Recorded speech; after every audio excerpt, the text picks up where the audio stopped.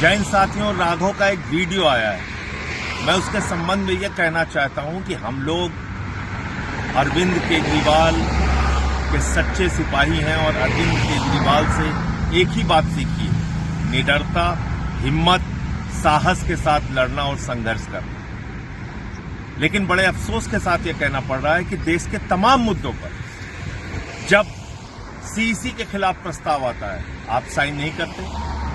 पश्चिम बंगाल में लोगों के वोट के अधिकार छीने जा रहे हैं। दिल्ली में हम लोगों ने देखा किस तरीके से चुनाव आयोग का दुरुपयोग हुआ। पंजाब का मुद्दा होता है, उस वक्त आप खामोश रहते हो, नहीं बोलते हो। मोदी के खिलाफ आवाज नहीं निकालते हो।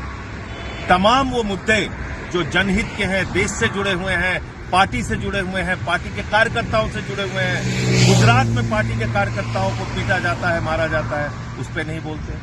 पंजाब के तमाम अधिकारों को छीनने का काम केंद्र सरकार और मोदी सरकार करती है, उस पर नहीं बोलते। तो ये बहुत सारे मुद्दों पर वॉकआउट करने का मामला आता है, उस समय वॉकआउट नहीं करते। तो ये तमाम चीजें हैं जिसका जवाब देश आपसे चाहता है, लोग आपसे चाहते हैं। जय हिंद। आज मैं राज्यसभा सांसद राघव चड्ढा जी से कुछ सवाल पूछना चाहती हूँ। राघव जी, आप बीजेपी से इतना डरते क्यों? आप बीजेपी से सवाल उठाने से डरते क्यों हैं? आप मोदी जी से सवाल उठाने से डरते क्यों हैं? आज हमारा देश एक बहुत बड़े संकट से गुजर रहा है। आज हमारे देश के लोकतंत्र पर, आज हमारे देश के संविधान पर खतरा। आज हमारी आंखों के सामने इलेक्शन कमीशन का मिसयूज करके पश्चिम बंगाल का इलेक्शन चुराया जा रहा है, लेकिन आप उस पर सवाल नहीं उठा रहे। आप उस पर बोलने से डर रहे हैं। हम सबने देखा किस तरह से दिल्ली में गलत तरीके से वोट काटे गए। बीजेपी के कार्यकर्ताओं ने गलत तरीके से वोट बनाए और बीजेपी इलेक्शन चुरा के ले गई। और आज वेस्ट बंगाल में यही हो रहा है। आज इलेक्शन कमीशन का मिसयूज हो रहा है। लेकिन जब तृणमूल कांग्रेस और पूरी ऑपोजिशन इलेक्शन कमीशन के खिलाफ इंपीचमेंट मोशन लेकर आती है, तो आप उस पर साइन करने से मना कर देते हैं।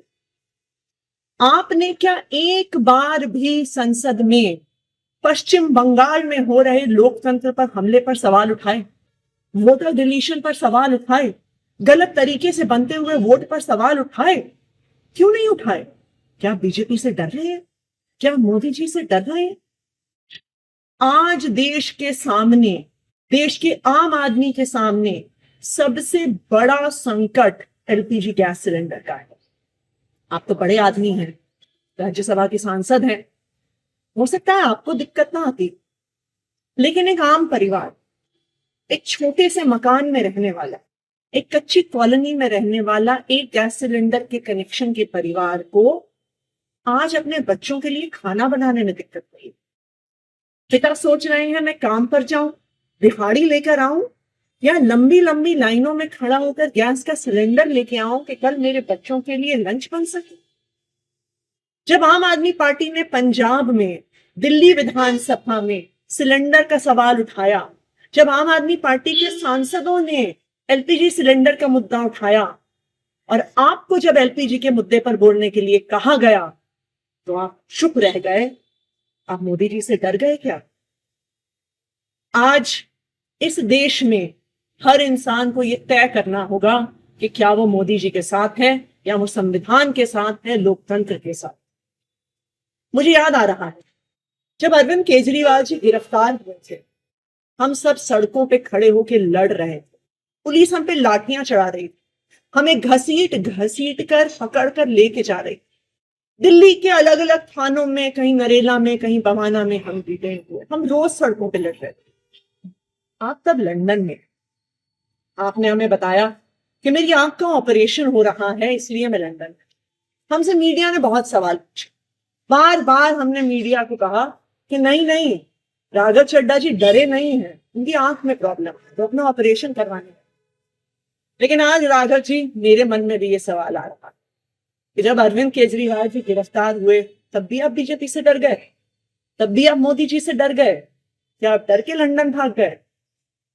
देखिए, हो सकता है कि आप मोदी जी से डरते, हो सकता है आप जेल जाने से डरते, लेकिन हम अरविंद केजरीवाल के सिपाही हैं। हम ना बीजेपी से डरते हैं, ना मोदी जी से डरते हैं, ना उनकी एजेंसी से डरते हैं, ना जेल जाने से डरते हैं।